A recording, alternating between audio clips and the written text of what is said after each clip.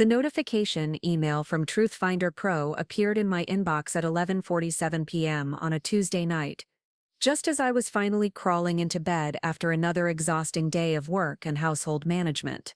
The subject line read, "Background check complete. Nicole Parker," and I almost deleted it, thinking it was spam. Then I remembered, before we jump back in, tell us where you're tuning.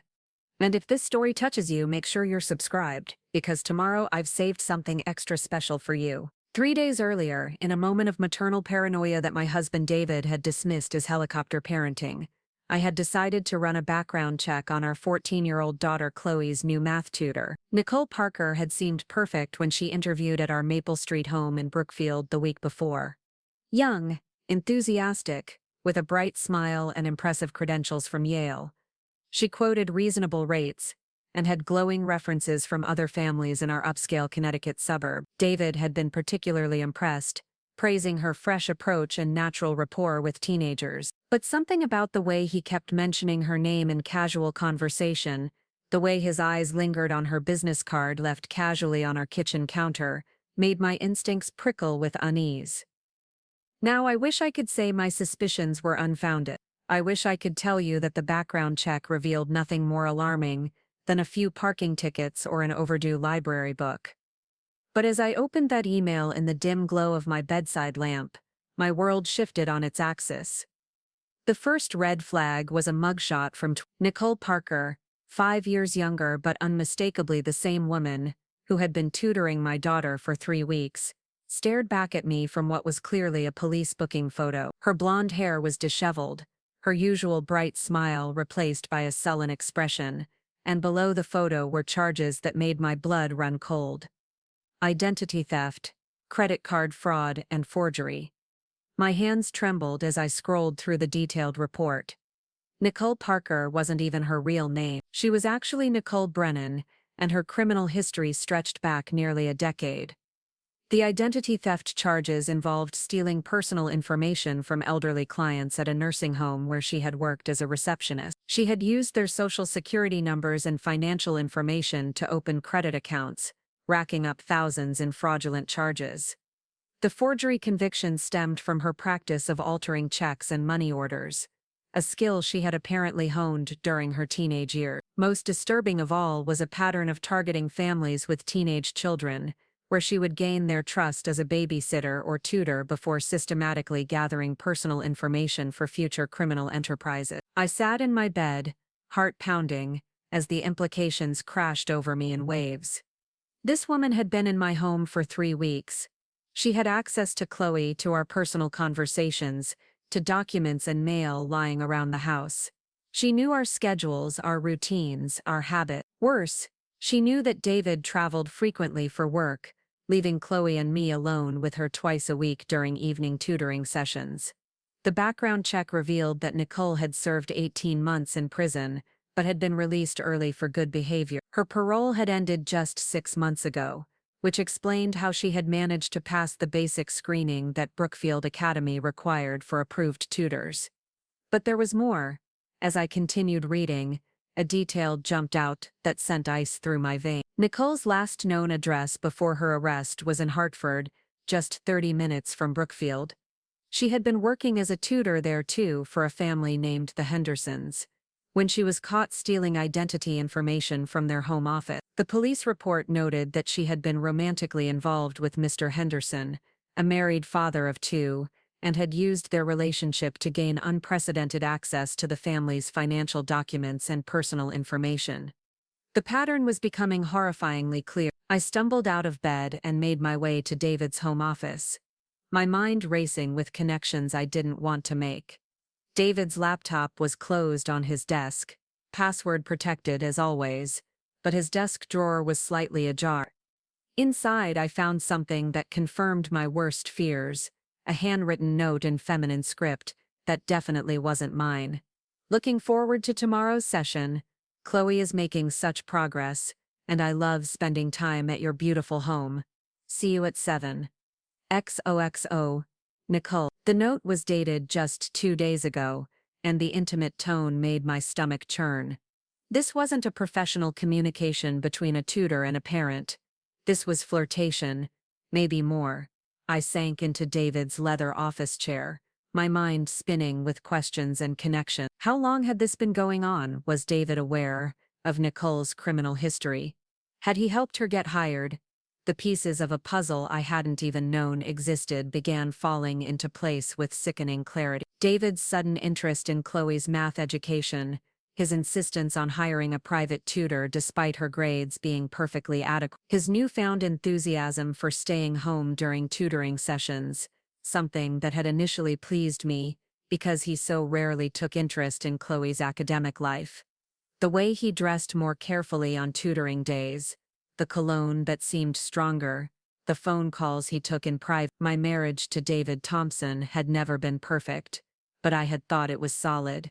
We had built a comfortable life in Brookfield over the past 16 years, ever since Chloe was born. David's job in corporate finance provided well for our family, and my work as a freelance graphic designer allowed me the flexibility to be present for Chloe while still contributing financially. We had our routines, our roles, our unspoken agreements about how our household operated, but looking back now, I could see the cracks that had been forming for months, maybe years. David's increasing distance, his preoccupation with work, the way conversations between us had become purely logistical rather than intimate. I thought about Nicole's demeanor during our initial interview, how she had asked pointed questions about our family structure, our financial stability, our daily routine. At the time, I had attributed her curiosity to professional thoroughness, a tutor wanting to understand her students' home environment.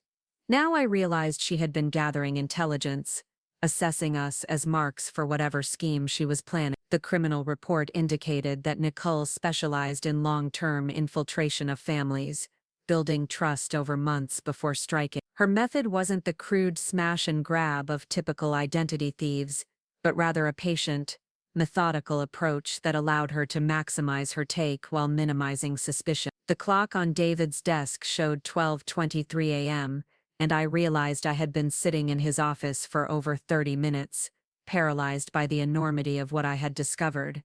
Part of me wanted to wake David immediately, to confront him with the evidence and demand explanation, but a larger part of me, the part that had survived 42 years by being careful and strategic, urged caution. If David was involved with Nicole romantically, if he knew about her criminal past, then confronting him directly might give them both time to cover their tracks, to eliminate evidence, to coordinate their stories. Instead, I carefully photographed Nicole's note with my phone, making sure to capture the date and handwriting clearly. I returned everything to exactly how I had found it, closed the office door quietly, and crept back to our bedroom where David slept peacefully, oblivious to the storm that was about to break over our family. As I lay in the darkness beside him, listening to his steady breathing, I made a decision that would change everything.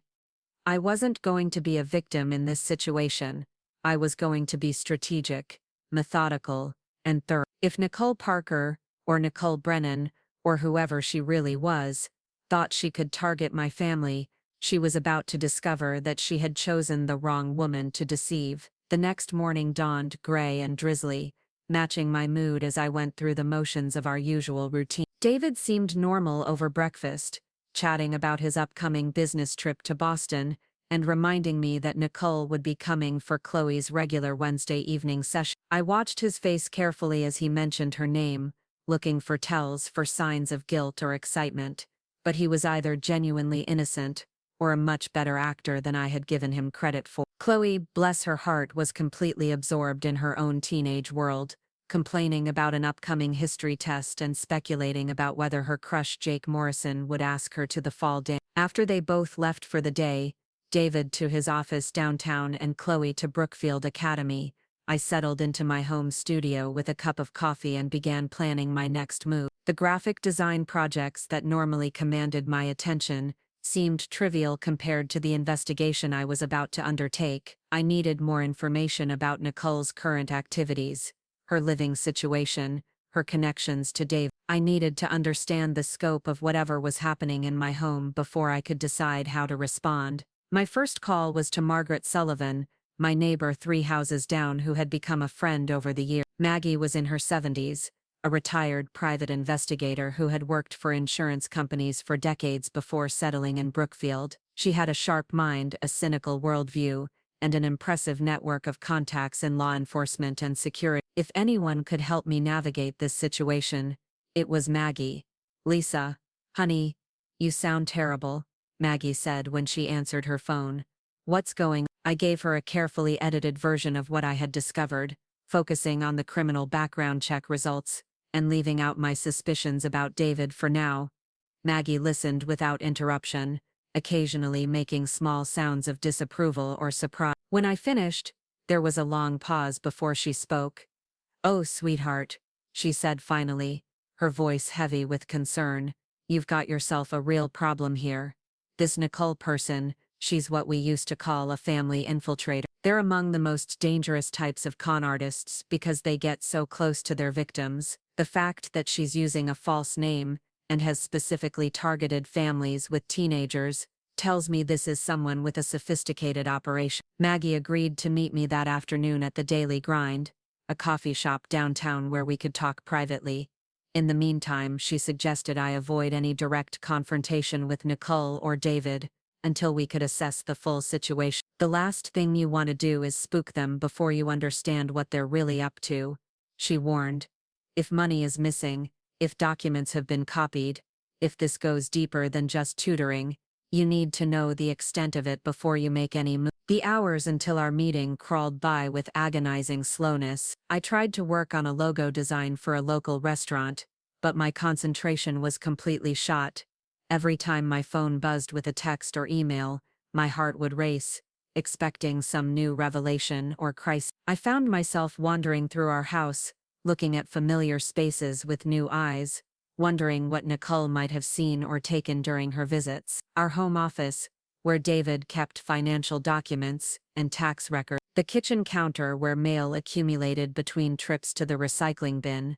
Chloe's bedroom, where she and Nicole worked on math problems, but could easily have discussed personal family matters. The most unsettling realization was how much access Nicole had gained to our lives in just 3 weeks. She knew our schedules well enough to arrive precisely when David was home from work, but before I had started dinner preparation. She had observed our family dynamics, our communication patterns, our individual personalities and vulnerabilities. She had seen Chloe's laptop, her phone, her school materials with student ID numbers and personal information. If Nicole was indeed planning some kind of identity theft or financial fraud, she had been given a masterclass in the Thompson family's life and routine. At 3 o'clock, I drove to the Daily Grind and found Maggie already waiting in a corner booth, her silver hair perfectly styled despite the drizzly weather. She had brought a leather portfolio and what looked like official forms, which reassured me that she was taking this situation as seriously as I was. After ordering coffee, I handed her printouts of the background check results and Nicole's note to Dave. Maggie studied the documents with the practiced eye of someone who had spent decades evaluating evidence and assessing criminal behavior. Her expression grew increasingly grim as she read, occasionally making notes in a small spiral notebook. When she finished, she looked up at me with a mixture of sympathy and determination. "Lisa, this is worse than I initially thought," she said quietly. "This woman is a professional, and she's been setting up your family for months. The romantic involvement with your husband, if that's what this note indicates, gives her incredible leverage and access. But what concerns me most is this pattern of targeting teenagers. In my experience, that usually means she's not just after financial information from the parent." She explained that criminals like Nicole often focused on teenagers because young people were more likely to share personal information carelessly, more likely to have access to family financial accounts through mobile banking apps, and more vulnerable to manipulation. "Teenagers also represent future earning potential," Maggie added darkly. "Someone with Chloe's social security number and personal information could potentially open accounts that wouldn't be discovered for years." We spent the next hour developing a strategy that would allow us to gather more information while protecting Chloe and preserving evidence for potential legal action. Maggie's plan was methodical and comprehensive, drawing on her decades of investigative experience. First, we would conduct surveillance of Nicole's actual living situation and daily activities. The background check had provided a current address, but Maggie suspected it might be temporary or false. Second, we would monitor communications between Nicole and David without alerting either of them to our suspicions. Third, we would audit our family's financial accounts and credit reports for any signs of unauthorized activity. The key, Maggie emphasized, is to move quickly but carefully. If Nicole is following her usual pattern, she's probably planning to disappear soon after maximizing whatever she can steal from your family. But if she's genuinely involved with David, that might extend her timeline, which gives us more opportunity to catch her in the act. Maggie also suggested we involve Robert Chen, attorney she had worked with previously, who specialized in cases involving fraud and identity theft. You're going to need legal representation before this is over, she said pragmatically. If David is complicit in this situation, you'll need someone protecting your interests and Chloe's. If he's just been manipulated, you'll still need help dealing with the financial and legal consequences of what Nicole has done. As we prepared to leave the coffee shop, Maggie gave me a small device that looked like a USB drive. This is a keylogger, she explained. If you can install it on David's computer for just a few minutes, it will capture all his passwords and keyboard activity for the next week. I know it feels like spying on your husband, but given what we're dealing with, you need to know the truth about his involvement. Driving home through the increasingly heavy rain, I felt a strange mixture of dread and purpose. The comfortable life I had built in Brookfield suddenly felt fragile and uncertain, but I was no longer feeling helpless. Maggie's professional approach had given me a framework for understanding and responding to the crisis that had exploded into my life. Whatever Nicole Parker or Nicole Brennan was planning, whatever role David might be playing in her scheme, I was going to be ready for that. That evening, as I prepared dinner and waited for Nicole's scheduled tutoring session, I felt like an actress preparing for the most important performance of my life. I had to seem normal, unsuspicious, the same trusting mother who had welcomed Nicole into our home 3 weeks earlier. But underneath my calm exterior,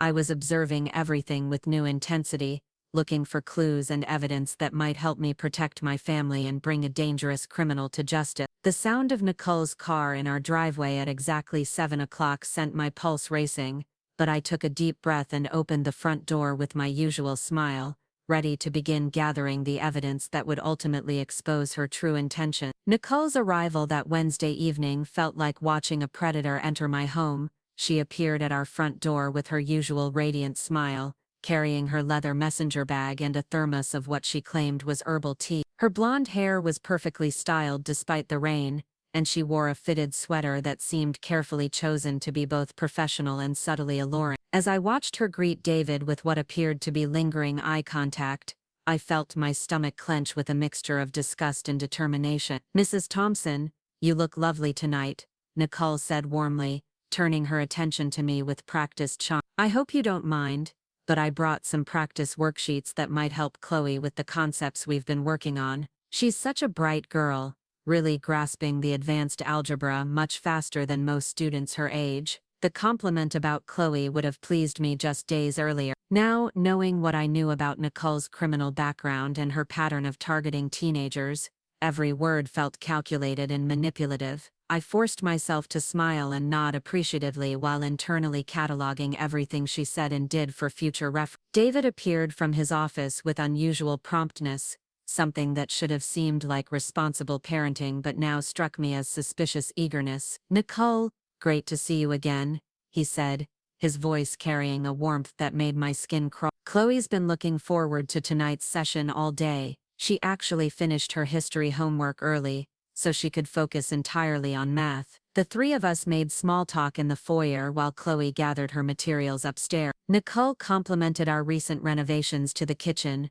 asked about my graphic design work, and mentioned how much she enjoyed the peaceful atmosphere of our neighborhood. To anyone observing, she appeared to be a thoughtful young professional making genuine conversation. But I found myself analyzing every comment for hidden meaning, every question for intelligence-gathering potential. When Chloe bounded downstairs with her backpack and calculator, Nicole's demeanor shifted into what I now recognized as her professional tutoring persona. She was animated and encouraging as she reviewed Chloe's homework from the previous session, praising her daughter's problem-solving approach and suggesting strategies for tackling more complex equations. Despite everything I had learned about Nicole's criminal past, I had to admit she was genuinely skilled at teaching mathematics and connecting with teenage students. "Why don't you two get settled in the dining room?" I suggested, directing them toward our usual tutoring space. "I'll be in the kitchen if you need anything." This positioning allowed me to observe their interaction while appearing to focus on dinner preparation. David settled into the living room with his laptop,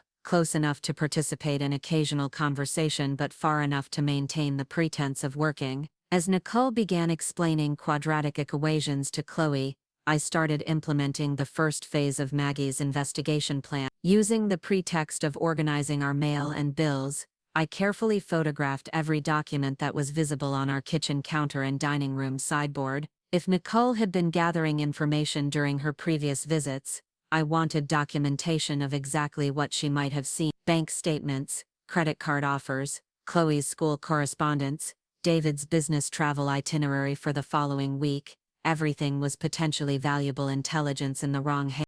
Preparing and narrating this story took us a lot of time, so if you are enjoying it, subscribe to our channel. It means a lot to us. Now back to the story. The tutoring session proceeded normally for the first hour, with Nicole patiently working through homework problems and introducing new concepts, but I noticed subtle behaviors that hadn't registered during previous sessions. Nicole's eyes would occasionally drift around our dining room, taking in family photos, noting the expensive electronics visible from her seat, observing the routine comings and goings of our household. When Chloe stepped away to use the bathroom, I watched Nicole glance toward David in the living room and give him what appeared to be a meaningful look. "She's doing wonderfully with the material," Nicole told me when I approached to offer them drinks. "Chloe has such natural mathematical intuition. I was actually thinking she might benefit from some additional practice with graphing calculators. There's a software program I could recommend, something she could work with between our sessions." The suggestion of additional technology and software immediately triggered my new paranoia about Nicole's true intentions. Graphing calculator software often required personal information to register and access, potentially providing another avenue for identity theft. I made non-committal noises about considering her recommendation while mentally adding this conversation to my growing list of suspicious interactions. Around 8:30, as the tutoring session was winding down, my phone rang with a call from my sister Janet in California. Under normal circumstances, I would have let it go to voicemail rather than interrupt Chloe's academic work. But tonight, the call provided a perfect opportunity to step away and observe Nicole's behavior when she thought I wasn't paying attention. I answered the phone and moved into our home office, leaving the door slightly ajar so I could monitor the dining room while appearing to be engaged in conversation. Janet was calling with updates about our mother's recent doctor's appointment, news that normally would have commanded my full attention. Instead, I found myself providing distracted responses while watching Nicole through the gap in the door. What I saw confirmed my worst suspicion. The moment I disappeared into the office, Nicole's entire demeanor changed. She leaned closer to Chloe, speaking in hushed tones that were clearly not about mathematics. I couldn't hear the specific words, but I could see Chloe nodding and responding with the kind of animated gestures that indicated personal conversation rather than academic instruction. When David rose from the living room couch and approached the dining room table, Nicole looked up at him with an expression of unmistakable intimacy. The three of them formed a small conspiratorial circle, with Nicole at the center, speaking quietly while glancing occasionally toward the office where I was supposedly absorbed in my phone call. David placed his hand briefly on Nicole's shoulder, a gesture that sent rage coursing through my body. Chloe seemed completely comfortable with whatever conversation was taking place, laughing at something Nicole said and appearing to share some kind of secret with the adult. I forced myself to continue the phone conversation with Janet while mentally recording every detail of what I was witnessing. After several more minutes, I ended the call and returned to the dining room with what I hoped was a natural smile. The three of them immediately shifted back to their previous positions, Nicole resuming her explanation of mathematical concepts while David returned to his laptop in the living room. "Everything all right with your sister?" Nicole asked with apparent concern. "I hope it wasn't bad news." Her ability to seamlessly transition from whatever private conversation they had been having to polite inquiry about my family situation was both impressive and deeply unsettling. This was clearly someone with extensive experience in deception and manipulation, someone who could compartmentalize different aspects of her criminal enterprise while maintaining perfect emotional control. The tutoring session concluded shortly after 9 o'clock, with Nicole packing her materials and scheduling the following week's appointment. As David walked her to the front door, I heard them speaking in low voices about something unrelated to Chloe's education. I couldn't make out the specific words, but the tone was definitely personal rather than professional. When David returned to the living room, he seemed energized and almost cheerful, a marked contrast to his usual post-work exhaustion. "Nicole really is excellent with Chloe," he commented as I loaded the dishwasher. "I think we should consider increasing her sessions to 3 times a week. Chloe's confidence in math has improved dramatically, and Nicole mentioned she could help with SAT preparation as well." The suggestion of additional sessions sent alarm bells ringing in my head. More access to our home, more opportunities for gathering information, more time to solidify whatever relationship was developing between Nicole and Dave. I managed to respond neutrally, saying we could discuss it further after seeing how Chloe's grades progressed over the next few weeks. After Chloe had gone to bed and David was absorbed in watching the evening news, I retreated to our home office and began implementing the next phase of Maggie's plan. The keylogger device she had given me was small enough to be nearly invisible when inserted into David's computer. According to her instructions, I needed to install it while the computer was running, then remove it after exactly 10 minutes to avoid detection. David's laptop was password protected, but I had watched him enter his login credentials countless times over the year. His password was a combination of Chloe's birthday and our wedding anniversary, touching in its sentimentality but predictable in its simplicity. The computer unlocked easily, and I quickly inserted Maggie's device into one of the USB ports. While the keylogger did its work, I opened David's email account and began searching for any communication with Nicole. What I found exceeded my worst expectations. Their email correspondence went back nearly 2 months, beginning well before Nicole had supposedly applied to become Chloe's tutor. The earliest messages were flirtatious, but could potentially be explained as professional networking. David had reached out to Nicole through a tutoring website, ostensibly seeking academic help for Chloe. But the tone and content of their exchanges quickly escalated beyond anything that could be considered appropriate between a parent and his child's tutor. Nicole's messages were filled with compliments about David's intelligence and success, admiration for our beautiful home and family life, and increasingly personal questions about his interests and aspirations. David's responses revealed a man who was clearly enjoying the attention of an attractive younger woman, sharing details about his marriage, his career frustrations, and his feelings of being unappreciated at home. The most damning exchange had taken place just the week before, after Nicole's second tutoring session. David had written, "I can't stop thinking about our conversation last night. You have such insight into what I need in my life right now. Lisa has been so focused on her work and Chloe that sometimes I feel invisible in my own home." Nicole's response was perfectly calculated to deepen his emotional dependence. "You deserve so much more appreciation for everything you do for your family. I see how hard you work, how much you care. Some women don't realize how lucky they are." Reading their correspondence felt like discovering a parallel universe where my marriage existed as a source of complaint and justification for betrayal. David was portraying me as neglectful and self-absorbed, while Nicole positioned herself as the understanding confidant who truly appreciated his worth. The manipulation was so textbook, so transparent, that I couldn't understand how David failed to recognize it. But the emails revealed something even more disturbing than marital infidelity. Nicole had been systematically gathering information about our family's financial situation, our daily routines, our security measures, and our personal relationship. She asked seemingly innocent questions about David's travel schedule, our banking preferences, Chloe's social media usage, and our insurance policies. David, apparently flattered by her interest and concern, had answered everything with remarkable detail. One email thread particularly caught my attention.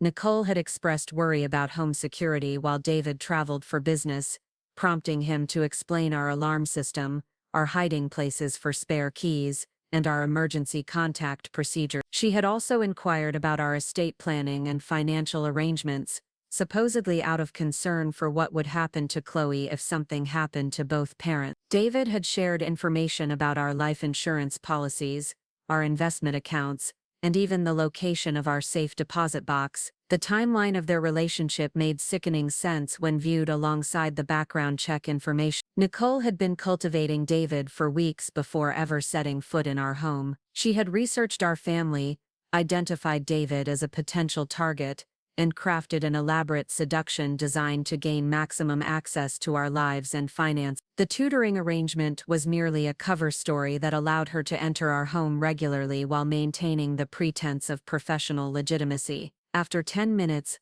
I carefully removed the keylogger device and closed David's laptop, making sure everything appeared exactly as I had found. The weight of what I had discovered settled over me like a physical burden. My husband wasn't just having an affair with a criminal, he was being systematically manipulated by someone who specialized in exploiting exactly his type of vulnerability and narcissism. I spent the rest of that evening in a strange state of hypervigilance, watching David for signs of guilt or deception while he remained completely oblivious to my suspicion. He seemed relaxed and content as we watched television together, occasionally making casual conversation about work or weekend plans. If he felt any conflict about his secret relationship with Nicole, he was hiding it masterfully. The next morning brought a text message from Maggie asking me to meet her at a park across town where we could talk privately without risk of being overheard. I found her sitting on a bench overlooking a small pond,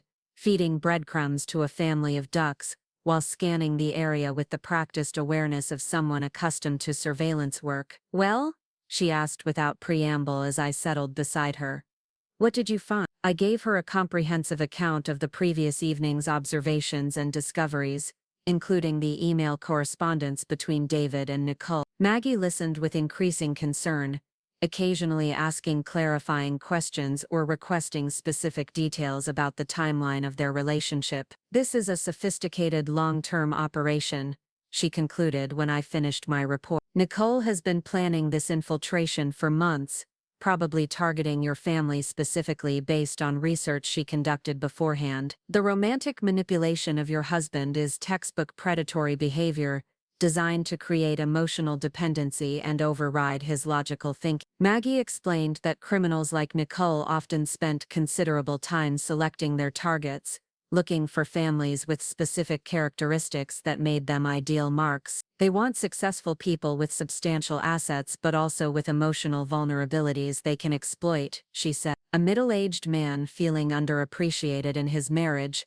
a teenager hungry for adult attention and validation, a busy mother who might not notice subtle changes in household routines or financial accounts. The next phase of our investigation would focus on documenting Nicole's current activities and identifying any accomplices she might be working with. Maggie had contacts in local law enforcement who could help us monitor Nicole's communications and movements without alerting her to our suspicion. She also recommended that I begin documenting everything happening in our home, creating a detailed record that could be used as evidence if criminal charges needed to be filed. "The challenge," Maggie warned, "is that we need to move carefully enough to gather solid evidence, but quickly enough to prevent Nicole from completing whatever she's planning. Based on her criminal history, she typically disappears after 4 to 6 weeks of infiltrating a family. You're already at the 3-week mark." She handed me a small device that looked like a pen but was actually a digital recorder. "Start documenting everything," she instructed. "Conversations, behaviors, anything that seems suspicious or out of play.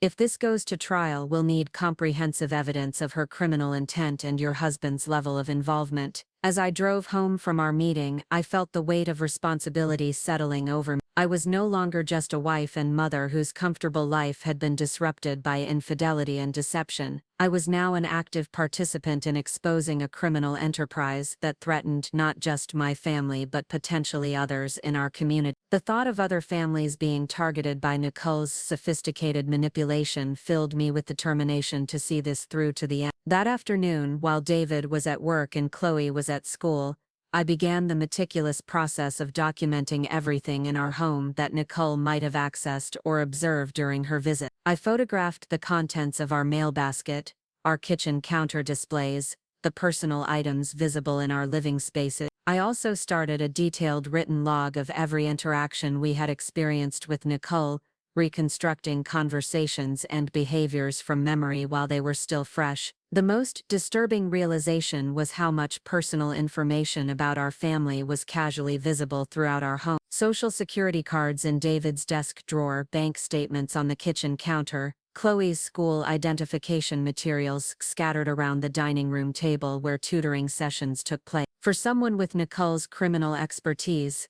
our home was essentially a treasure trove of identity theft opportunity. I also began reviewing our financial accounts with new scrutiny, looking for any unauthorized transactions or suspicious activity that might indicate Nicole had already begun exploiting the information she had gathered. Credit card statements, bank records, investment account summaries, everything needed to be examined for signs of fraud or manipulation. So far, I found nothing obviously suspicious, but I knew that sophisticated identity thieves often worked slowly to avoid triggering fraud detection systems. The hardest part of this new reality was maintaining the pretense of normalcy with David and Chloe. David continued to mention Nicole in casual conversation, praising her teaching methods and suggesting we recommend her to other families in our neighborhood. The irony of his enthusiasm for spreading Nicole's influence to other potential victims was almost too much to bear. Chloe, meanwhile, seemed genuinely fond of Nicole and enthusiastic about their tutoring session. She talked about Nicole's encouraging teaching style,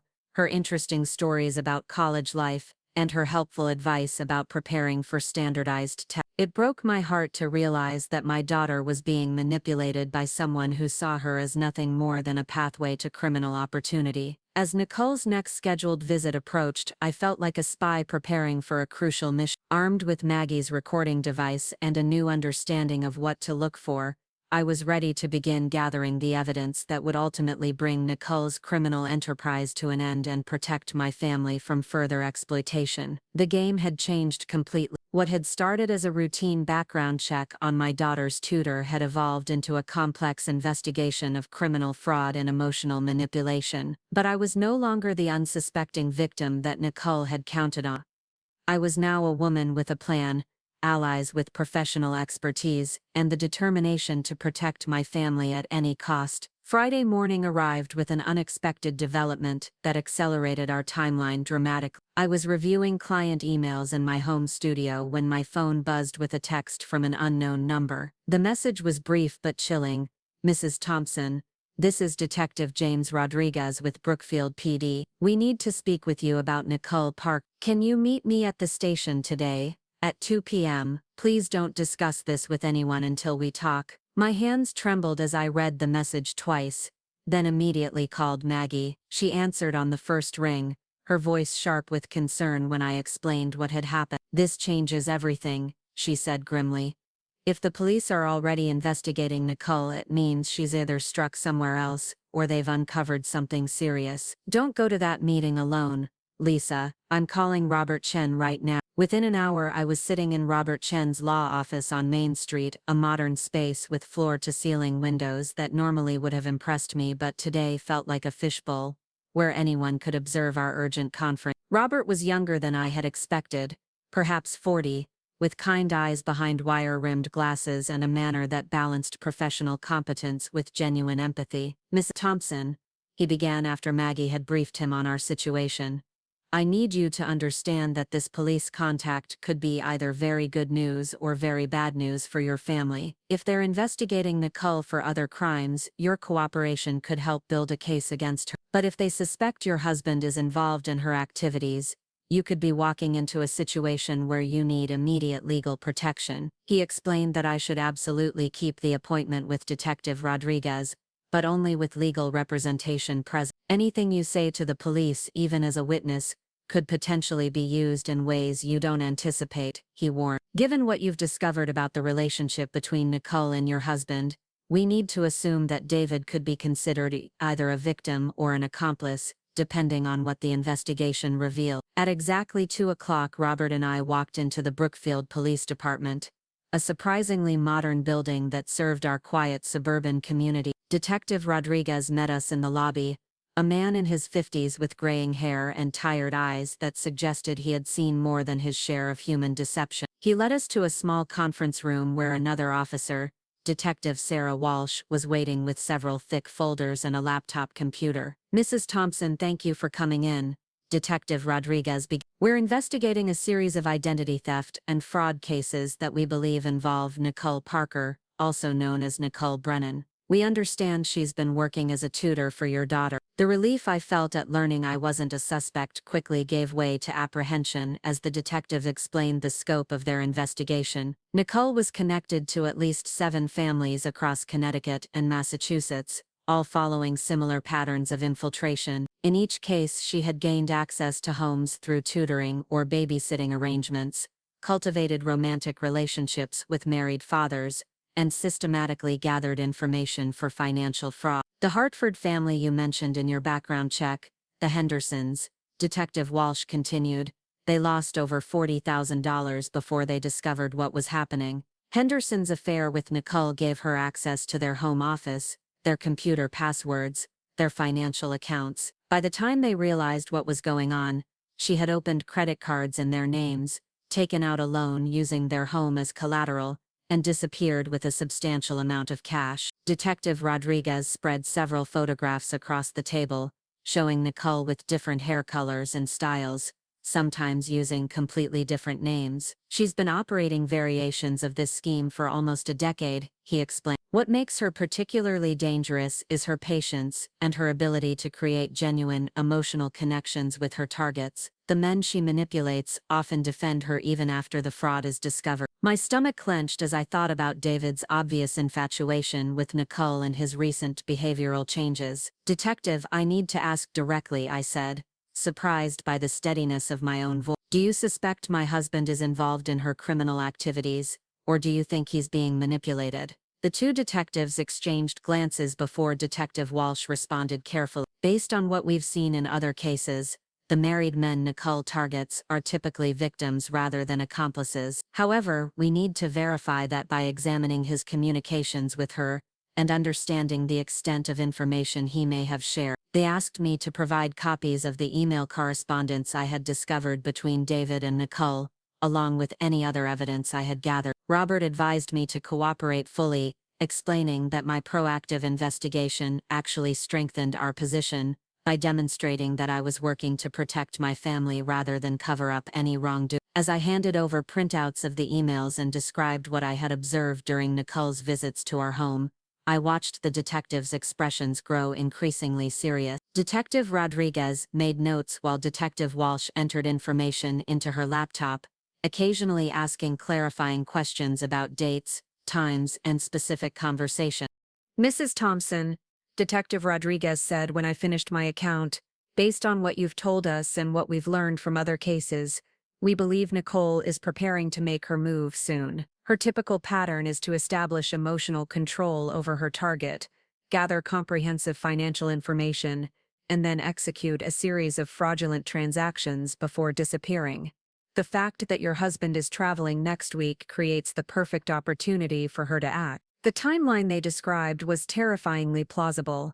David's business trip to Boston was scheduled for Monday through Thursday, leaving me and Chloe alone with Nicole for 2 scheduled tutoring sessions. If she was planning to access our financial accounts or steal documents from our home, that would be her ideal window of opportunity.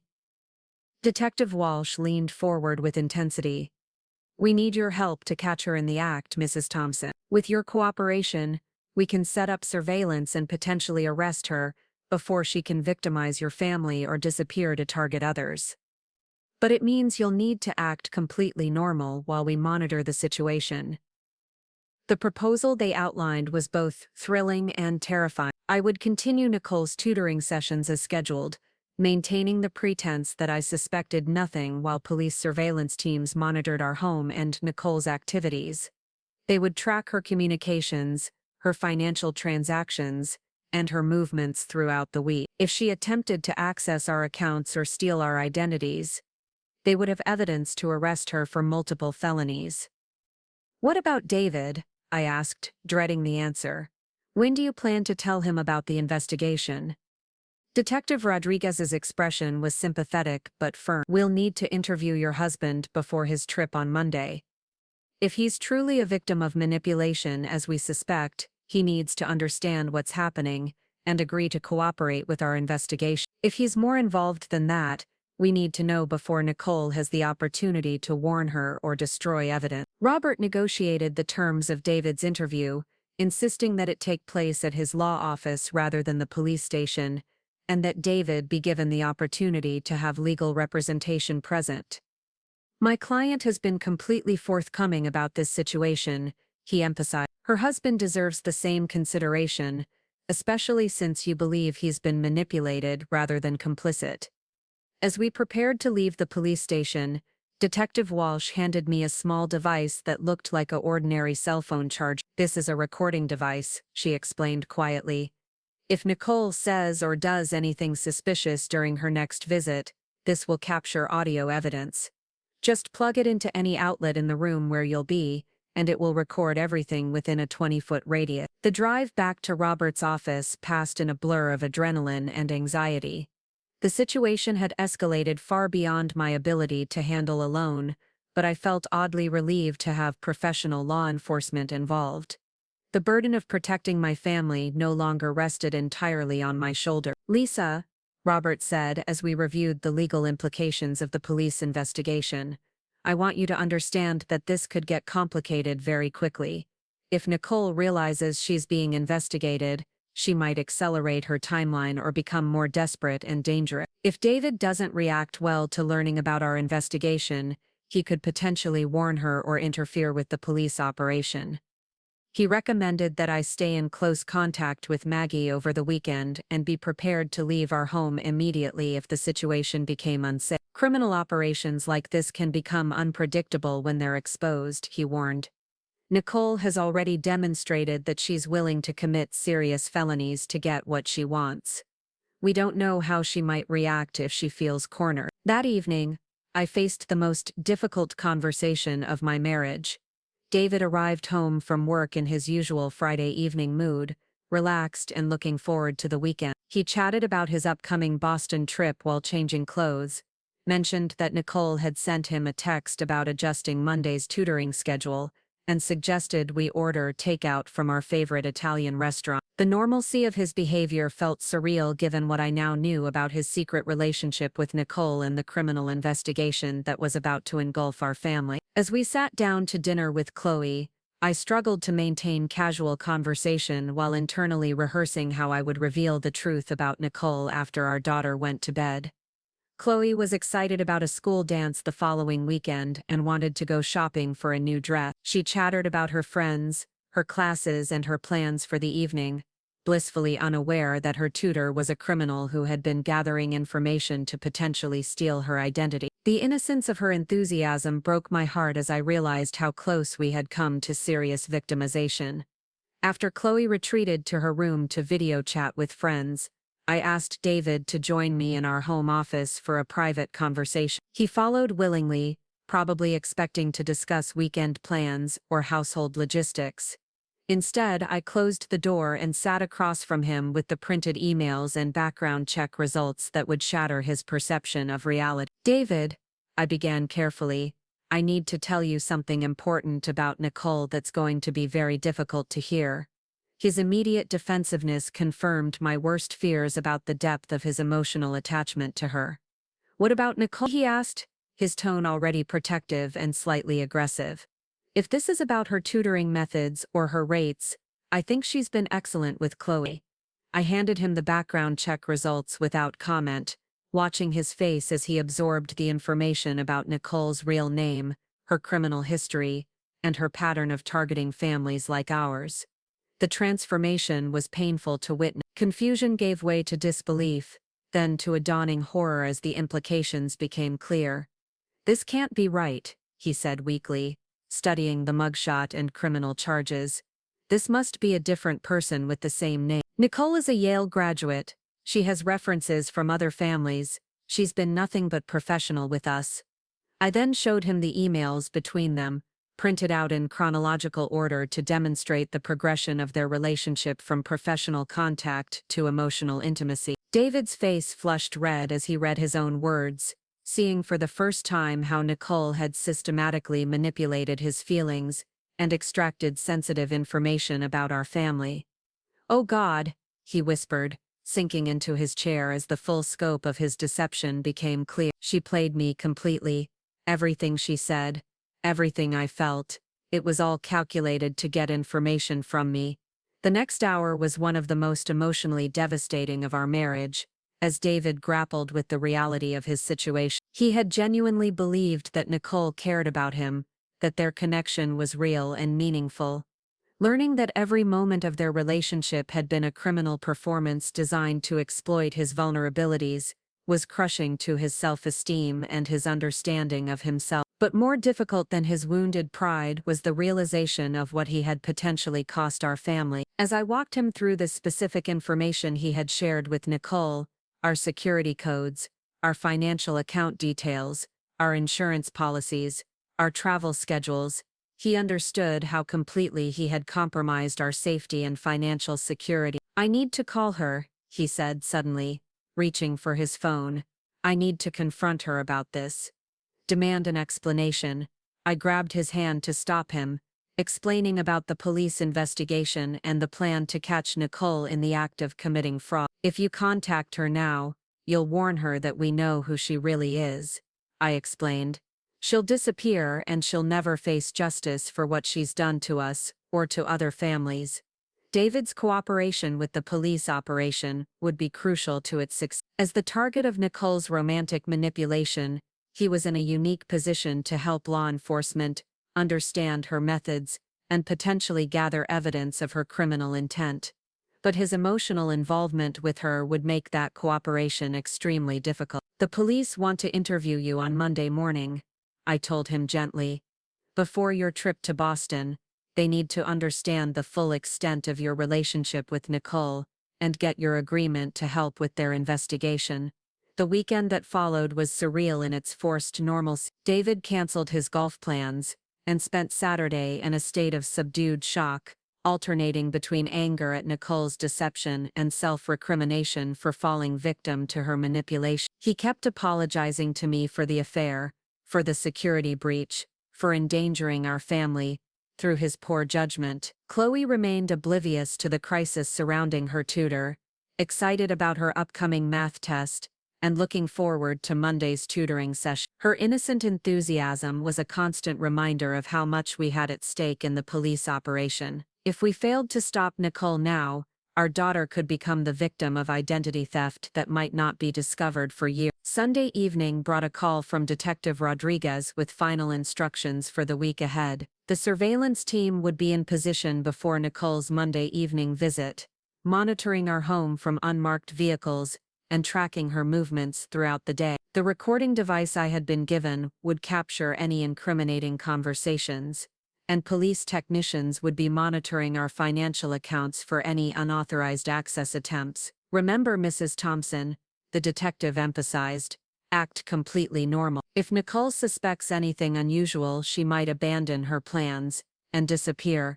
We need her to proceed with whatever she's planning, so we can catch her in the act." As I prepared for bed Sunday night, I felt like a soldier preparing for battle. The comfortable suburban life I had built with David and Chloe was about to be tested in ways I had never imagined, but I was no longer the naive, trusting woman who had welcomed a charming young tutor into our home just 1 month earlier. I was now someone who understood the reality of criminal manipulation and was prepared to fight back with every resource at my disposal. Monday would bring David's police interview, Nicole's potentially final tutoring session, and the climax of an investigation that had transformed me from victim to active participant in seeking justice. Whatever happened next, I was ready to protect my family and help ensure that Nicole faced the consequences of her calculated cruelty.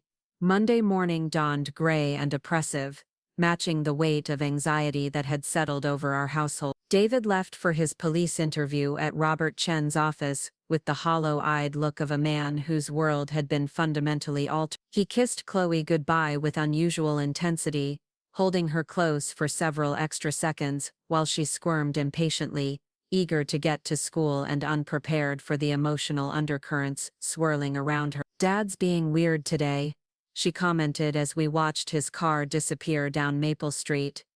"Is everything okay with his work trip?" I managed a reassuring smile while my stomach churned with the knowledge of what this day would bring. "He's just stressed about the Boston presentation," I lied smoothly. "You know how he gets before big meetings." After dropping Chloe at Brookfield Academy, I drove to a coffee shop across town where Maggie was waiting with updates from her law enforcement contact. She looked uncharacteristically tense as I joined her at a corner table, her usual confident demeanor replaced by the focused intensity of someone preparing for a crucial operation. "Detective Rodriguez called me this morning," she said quietly. "David's interview went better than expected. He's cooperating fully, and they believe his involvement was purely as a victim of manipulation. However, they've discovered something else that changes our timeline significantly." She explained that police surveillance over the weekend had revealed Nicole meeting with an unknown male accomplice at a hotel in Hartford. The man appeared to be providing her with sophisticated equipment, possibly including devices for cloning credit cards or accessing computer systems remotely. This suggested that Nicole's operation was more elaborate and dangerous than they had initially understood. "They're not just dealing with a lone con artist anymore," Maggie continued grimly. "This appears to be an organized criminal network with multiple participants and advanced technical capabilities. The stakes have gotten much higher." The police had also intercepted communications, suggesting that Nicole was planning to accelerate her timeline dramatically, rather than the gradual financial exploitation they had expected. She appeared to be preparing for a major theft that would occur during David's absence in Boston. Tonight's tutoring session might be her opportunity to plant surveillance equipment, copy computer hard drives, or steal physical documents that would enable identity theft on a massive scale. "Detective Rodriguez wants you to understand that tonight could be dangerous," Maggie said, reaching across the table to squeeze my hand. "If Nicole realizes she's being watched, if she suspects that David has revealed their relationship, she might become desperate enough to take risks that could put you and Chloe in physical danger." The recording device they had given me was now part of a larger surveillance network that would monitor every aspect of Nicole's visit to our home. Police technicians would be tracking her cell phone communications, monitoring our internet activity, and maintaining visual surveillance from multiple positions around our neighborhood. If Nicole attempted any criminal activity, they would have comprehensive evidence to support serious felony charges. But the operation also required me to maintain perfect normalcy while potentially dangerous criminals operated in my home around my teenage daughter. The weight of that responsibility felt overwhelming as I considered all the ways the evening could go wrong. I spent the rest of the morning trying to distract myself with work, responding to client emails and reviewing design proposals that seemed trivial compared to the criminal investigation consuming my life. Every notification sound from my phone sent adrenaline coursing through my system as I waited for updates about the surveillance operation or David's cooperation with the police. Around noon, David called from Robert's office with an update that provided both relief and additional anxiety. His interview had confirmed that he was a victim rather than an accomplice, but it had also revealed the extent to which Nicole had manipulated him psychologically. The police psychologist who had evaluated his responses concluded that David had been systematically groomed using techniques common in professional manipulation schemes. "She knew exactly what to say to make me feel important and understood," David said, his voice heavy with shame and exhaustion. "Every conversation was designed to make me more dependent on her validation, and more willing to share information that should have remained private.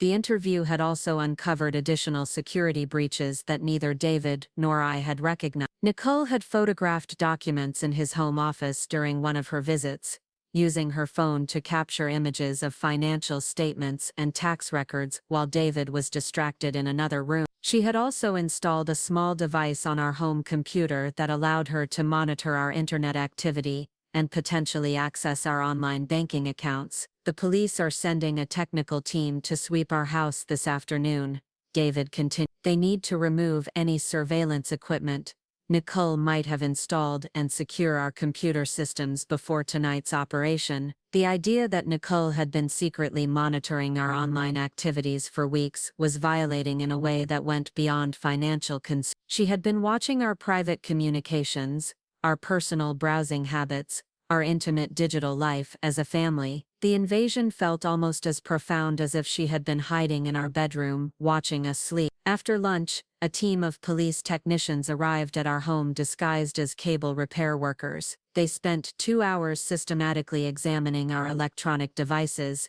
internet connections, and home security systems. What they found was disturbing in its sophistication and thoroughness. Nicole had indeed installed monitoring software on our primary computer, allowing her to capture passwords, track online banking sessions, and monitor email communication. She had also placed a small surveillance camera in our dining room, positioned to record tutoring sessions, but capable of capturing much more personal family interaction. Most unsettling of all, she had somehow gained access to our home security system, giving her the ability to disable alarms and monitor our daily routine. This level of technical infiltration suggests she's working with professionals, the lead technician explained, as his team removed the illegal devices. Someone with serious expertise in electronic surveillance and computer intrusion helped her set this up. They replaced our compromised equipment with police monitoring devices that would allow law enforcement to track Nicole's activities in real time during her evening visit. Our home was now essentially a stage set for a complex police operation,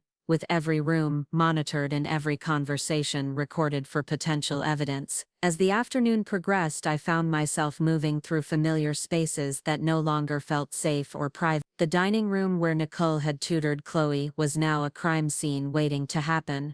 The kitchen where I had served her tea and made polite conversation was revealed as a location where she had been gathering intelligence for criminal purposes. Our family home had been transformed into a battlefield where I would need to perform normalcy while helping to catch a dangerous criminal. Chloe returned from school in her usual whirlwind of teenage energy, chattering about her day and looking forward to her evening math session with Nicole. Watching her innocent enthusiasm while knowing what I now knew about her tutor was heartbreaking. My daughter had genuinely grown fond of Nicole, trusting her completely, and having no idea that she was being manipulated by someone who saw her as nothing more than a pathway to criminal opportunity. "Mom, can Nicole stay for dinner tonight?" Chloe asked as she unpacked her backpack at the kitchen counter.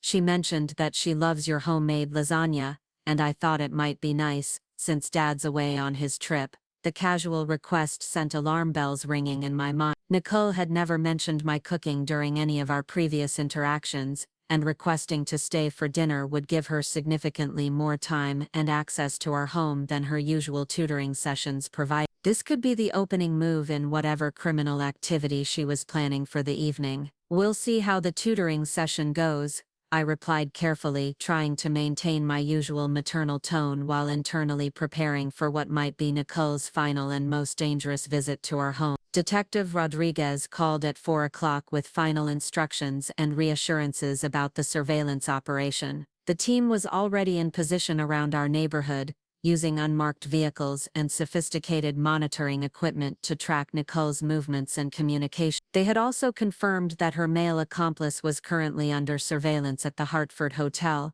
giving them additional insurance against unexpected complications. "Remember, Mrs. Thompson, your safety and Chloe's safety are our primary concerns," the detective emphasized. "If at any point you feel threatened or uncomfortable, use the code word we discussed and our team will intervene immediately." The code word was calculus, something I could work naturally into conversation about Chloe's math tutoring, but that would signal the surveillance team to enter our home and arrest Nicole immediately. I hoped desperately that I wouldn't need to use it, but having that option provided some comfort as I prepared to face a woman I now knew was capable of sophisticated criminal manipulation. At 5:30 I began preparing dinner with unusual care, using the familiar ritual of cooking to calm my nerves and maintain the appearance of domestic normalcy. The lasagna Chloe had mentioned was indeed one of my specialties, and the irony of potentially serving it to someone planning to victimize our family wasn't lost on me. As I layered pasta and cheese,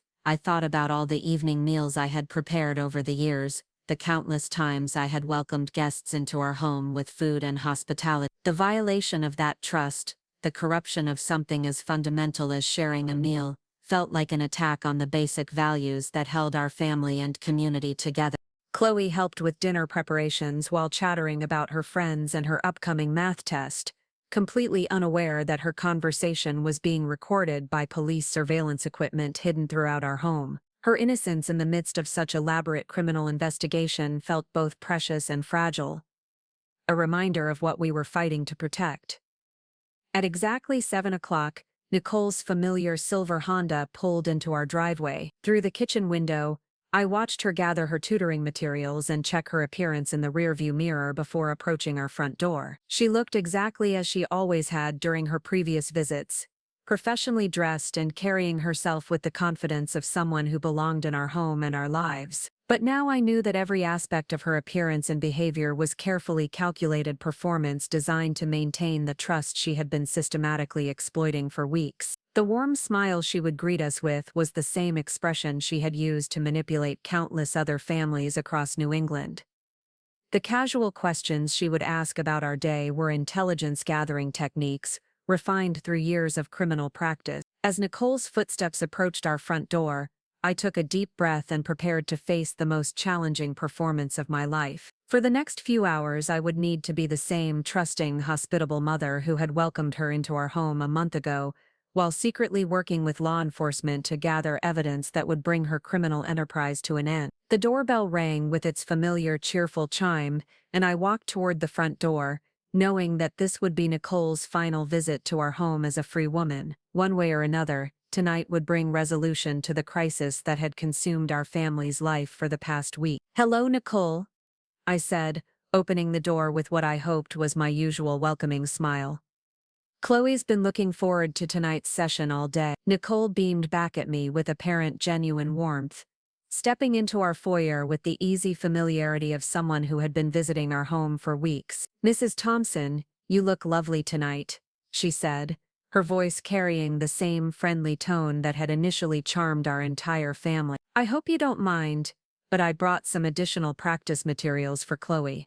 I think she's ready to tackle some more advanced concepts." As she entered our home for what I knew would be the final time, I felt a strange mixture of fear, anticipation, and determination. The woman standing in our foyer was no longer just Chloe's math tutor, or even David's secret romantic interest. She was a professional criminal who had targeted our family for sophisticated financial exploitation, and tonight we would finally have the opportunity to stop her. The surveillance team was watching, the recording devices were active, and law enforcement was prepared to gather evidence of whatever criminal activity Nicole was planning. All I had to do was maintain the pretense of normalcy for a few more hours while justice finally caught up with someone who had made a career of victimizing trusting families like ours. "Chloe's in the dining room setting up her materials," I said, gesturing toward the room where so much of Nicole's intelligence gathering had taken place. "And I've made lasagna for dinner if you'd like to stay. Chloe mentioned that you might enjoy a home-cooked meal." Nicole's eyes lit up with what appeared to be genuine pleasure,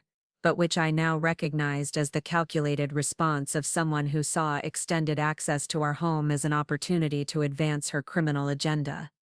"That sounds wonderful," she replied warmly. "I'd love to spend more time with your family tonight." As I led her toward the dining room where Chloe waited with her math textbooks, I couldn't help but think that Nicole was absolutely right about one thing. This would indeed be a night she would remember for the rest of her life, though not for the reasons she was expecting. The final act of her elaborate deception was about to begin, and this time, we were ready for her. The tutoring session began with Nicole's usual enthusiasm, but I noticed subtle differences in her behavior that suggested tonight would indeed be different. She seemed more focused on our home's layout than on Chloe's mathematical progress, her eyes scanning our dining room and kitchen with an intensity that hadn't been present during previous visits. When Chloe excused herself to retrieve a calculator from her bedroom, Nicole immediately moved toward the kitchen counter where our mail was sorted, her movements quick and purposeful. "Mrs. Thompson," she called out sweetly, "could I trouble you for a glass of water?" The drive over was longer than usual with all the construction on Route 7. I followed her into the kitchen, watching as she positioned herself near our bill organizer while I filled a glass from the tap. In the reflection of our stainless steel refrigerator, I could see her photographing documents with her phone, the camera's flash disabled but the slight movement of her hands unmistakable to someone who knew what to look for. "Thank you so much," she said when I handed her the water, her smile radiant and seemingly genuine. "You and David have created such a welcoming home. Chloe is lucky to have parents who care so much about her education and future." The mention of David sent a chill through me, especially given the intimate way she said his name. I wondered if she knew about his police interview this morning, if she suspected that her carefully constructed deception was beginning to unravel. When Chloe returned with her calculator, Nicole's attention shifted back to the tutoring session, but her teaching seemed hurried and distracted. She kept glancing at her phone, checking the time, and making subtle inquiries about our evening routine. "Will you be going out tonight, Mrs. Thompson?" she asked casually while helping Chloe work through a quadratic equation. "I know David mentioned he was traveling this week, and I thought you might take advantage of the evening to meet friends or run errands." The question felt like reconnaissance, an attempt to determine whether I would be leaving her alone in the house with Chloe for any extended period. I maintained my casual tone while providing information that I hoped would encourage her to reveal her true intention. "No plans tonight," I replied cheerfully. "I'm looking forward to a quiet evening at home. Actually, I was thinking of organizing some files in David's office after dinner, spring cleaning. You know how it is." Nicole's reaction was subtle but unmistakable. Her hand paused for just a moment over Chloe's worksheet, and I caught a flash of calculation in her eyes, before her warm smile returned. "That sounds like a productive evening," she said. "I always admire people who stay organized. Good record keeping is so important for family." The comment felt loaded with meaning, and I wondered if she was thinking about the financial records and personal documents she had been systematically photographing during her visits to our home. As the tutoring session progressed, Nicole began making increasingly specific comments about our family's routines and possessions. She complimented the expensive electronics in our living room, asked detailed questions about Chloe's college savings account, and mentioned how impressed she was by David's home office setup. Each comment felt like an inventory of assets and vulnerability. Around 8:30, just as I was about to invite them to dinner, Nicole's phone buzzed with a text message that caused her demeanor to shift dramatically. Her casual confidence was replaced by focused urgency, and she began gathering her tutoring materials with efficient movements that suggested she was preparing to leave much earlier than usual. "I'm so sorry," she said to Chloe with apparent regret, "but I just received an emergency call about my grandmother. She's been taken to the hospital, and I need to get there right away." Chloe's face fell with disappointment. "Oh no, Miss Nicole. Is she going to be okay? Will you still be able to tutor me on Wednesday?" Nicole's response was perfectly crafted to maintain Chloe's trust while creating flexibility for her own plans. "I hope so, sweetheart.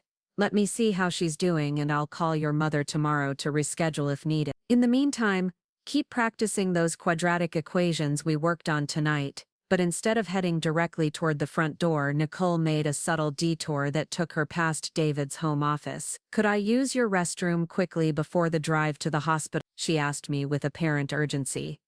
The request sent alarm bells ringing in my mind. Our guest bathroom was located near the front entrance, easily accessible without passing through other areas of the house. Nicole's route toward the hallway bathroom that was adjacent to David's office was unnecessarily indirect and provided her with an opportunity to access spaces she had never needed to visit during previous tutoring sessions. Of course, I replied, watching her movements carefully while maintaining my helpful host demeanor. It's just down the hall, second door on the right. As Nicole disappeared into the hallway, I positioned myself where I could observe her path while appearing to clean up the tutoring materials from the dining room table. Through my peripheral vision, I saw her pause outside David's office door, her hand briefly testing the handle before continuing toward the bathroom. When she emerged several minutes later, Nicole's behavior had changed again. The urgency about her grandmother's hospital visit seemed to have been replaced by a different kind of focus, and she kept glancing toward David's office as if considering additional opportunities. "Miss Thompson," she said with sudden inspiration, "I just realized I left my phone charger in the dining room during our session. Could I quickly grab it?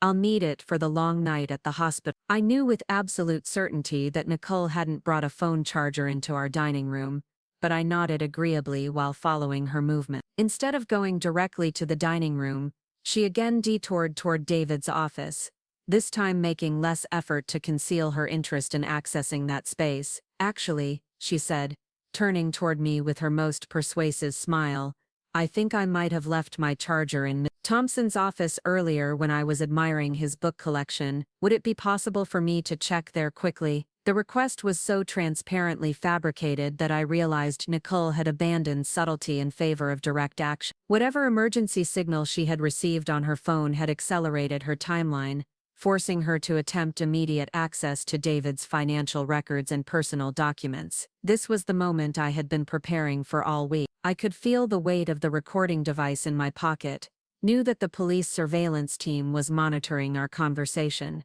and understood that Nicole was finally revealing her criminal intentions clearly enough to provide solid evidence for prosecution. "I'm not sure David would be comfortable with people going through his private office while he's away," I said carefully, maintaining my polite tone while watching Nicole's reaction. "Perhaps you could call him and ask permission." Nicole's mask slipped for just a moment, revealing the calculating predator beneath her caring tutor facade. "Oh, I wouldn't want to bother him during his important business meetings," she said quickly. "It's just a phone charger, nothing that would disturb his personal thing." She moved toward David's office with determined confidence, clearly expecting that I would defer to her wishes as I had throughout our relationship. But when she reached for the door handle, I stepped forward with newfound authority. "Nicole, I need to ask you to stop," I said firmly, my voice carrying none of the apologetic uncertainty she was accustomed to hearing from me. "I don't think you left a phone charger in David's office, and I don't think your grandmother is in the hospital." The transformation in Nicole's expression was startling in its completeness. The warm, caring young woman who had been tutoring my daughter for a month vanished, replaced by someone cold and calculating who regarded me with undisguised hostility. "I don't know what you think you're implying, Miss Thompson," she said, her voice taking on a sharp edge that Chloe had never heard, "but I'm simply trying to retrieve my personal property before dealing with a family emergency." From the dining room, Chloe called out with concern, "Mom, is everything okay? Miss Nicole, do you need help finding your charger?" The sound of my daughter's innocent voice strengthened my resolve. This woman had been manipulating Chloe, gathering information that could be used to steal her identity and destroy her financial future. The thought of Nicole targeting other teenagers, other families, filled me with protective fury. "Your real name is Nicole Brennan," I said quietly, keeping my voice low enough that Chloe couldn't hear but clear enough for the police recording devices to capture every word. "You're a convicted felon with a history of identity theft and fraud. You've been targeting my family for weeks, manipulating my husband and gathering information to steal our identities and financial accounts." Nicole's reaction confirmed everything the police had told me about her criminal experience. Instead of denying my accusations or expressing shock at being discovered, she immediately shifted into damage control mode, her mind visibly calculating her options for escape or manipulation. "You don't understand the situation, Lisa," she said, her voice taking on a different tone entirely, more intimate and conspiratorial. "Yes, I've made mistakes in the past, but I've genuinely cared about your family. David and I have a real connection, something that goes beyond whatever problems you think exist in your marriage." The attempt to use David's manipulation against me revealed the depth of Nicole's desperation and her fundamental misunderstanding of what she was facing. She still believed she could salvage the situation through emotional manipulation and romantic leverage. "David knows everything," I told her calmly. "He's been cooperating with the police investigation since this morning. Your relationship with him was part of your criminal operation, and he understands that now." For the first time, genuine fear flickered across Nicole's features. The revelation that David had been turned against her, that her primary source of access and information had been compromised, clearly hadn't been anticipated in her emergency plan. "The police are watching this house right now," I continued, feeling strength and confidence flowing through me as I spoke. "They've been monitoring your activities for days. Every conversation we've had tonight has been recorded as evidence for your prosecution." Nicole's eyes darted toward the windows, toward the front door, calculating escape routes, while her mind processed the implications of complete exposure. "You're lying," she said, but the certainty had gone out of her voice. "If the police were involved, they would have arrested me already. They wanted to catch you in the act of attempting to access David's office and steal our financial information," I explained. "You've just provided them with exactly the evidence they need." As if summoned by my words, the sound of car doors slamming echoed from our driveway, followed by the heavy footsteps of multiple people approaching our front door. Nicole's face went white as she realized that her criminal enterprise had finally caught up with her. "Chloe," I called toward the dining room, keeping my voice calm and reassuring, "could you please go upstairs to your room for a few minutes? Miss Nicole needs to speak with some people privately." My daughter appeared in the doorway, confusion written across her young face as she took in the tense atmosphere that had suddenly filled our home. "Is Miss Nicole's grandmother okay?" she asked with genuine concern. "Everything's going to be fine, sweetheart," I assured her. "Just give us a few minutes to sort things out." The doorbell rang with official authority, and I moved to answer it while Nicole remained frozen in our hallway, her escape routes eliminated and her options exhausted. Detective Rodriguez stood on our front step with 3 other officers, their presence both reassuring and final. "Mrs. Thompson," the detective said formally, "we have a warrant for the arrest of Nicole Brennan, also known as Nicole Parker, on charges of identity theft, fraud, and conspiracy." "Is she still in your home?" "She's in the hallway," I replied, stepping aside to allow law enforcement to enter our house and bring Nicole's criminal career to its long overdue conclusion. What followed was swift and professional. Nicole was read her rights, handcuffed and escorted to a police vehicle while maintaining her silence and avoiding eye contact with anyone. The woman who had charmed her way into our family's trust and nearly destroyed our financial security was finally facing the consequences of her calculated cruelty. As the police cars disappeared down Maple Street, I found myself standing in our foyer with a profound sense of relief and accomplishment. The invasion of our home and our lives was over, the threat to our family's future had been eliminated, and justice was finally being served. David returned from Boston the following day to a transformed household and a transformed wife. The police investigation had revealed the full scope of Nicole's criminal network, leading to arrests of her accomplices and the recovery of stolen funds from several victim families. Our own financial accounts had been secured before any significant damage occurred, though it would take months to fully restore our sense of security and privacy. More importantly,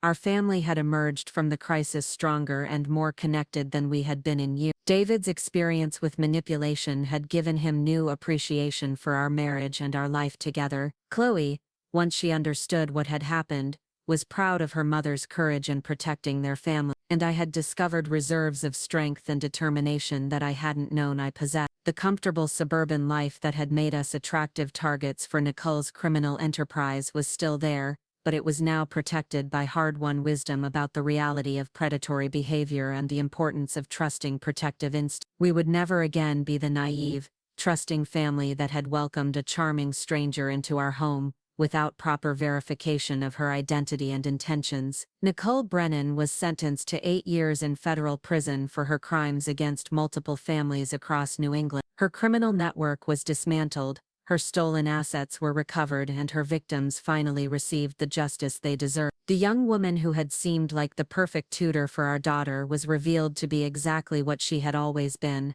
a dangerous criminal who specialized in exploiting the trust and vulnerability of families like ours. Our story became a cautionary tale that spread throughout Brookfield and beyond, reminding other parents about the importance of thorough background checks and trusting their instincts when something feels wrong. But for our family, it was ultimately a story of survival, justice, and the discovery that ordinary people possess extraordinary strength when protecting those they love. Up next, you've got two more standout stories right on your screen. If this one hit the mark, you won't want to pass these up. Just click and check them out.